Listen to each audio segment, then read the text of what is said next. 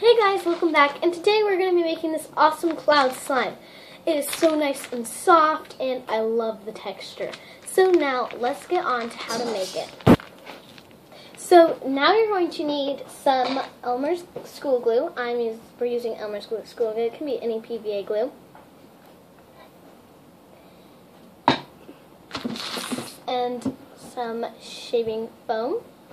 You can get this at the dollar store, but if you want a more thicker one, you can get it at Walmart or any store near you.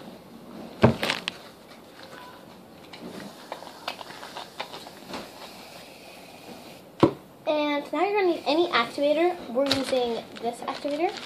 You could use any activator like borax. We're using liquid starch, but yeah.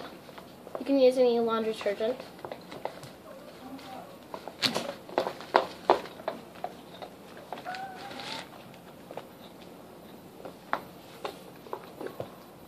You also can add in some lotion to make it stretchy.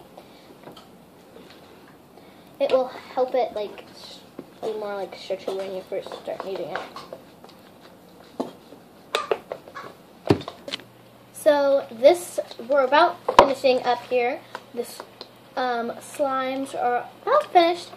You're going to need a small pack of instant snow, which you could get at Walmart. Just put the pack of instant snow into a small bowl, and then you want to knead the slime into the instant snow. So grab the bowl. It will take a long time to activate. We have been kneading for a while, and this is how our final results have turned out. Mine's not exactly done, but hers is. It will look like this when it's about there. So, yeah. I love my texture. It's so nice and soft. And it's way more stretchy than the original slime was. How's yours? Mine is very soft. It's pretty much just a generic cloud slime. But how it works is when the instant snow gets wet, it expands.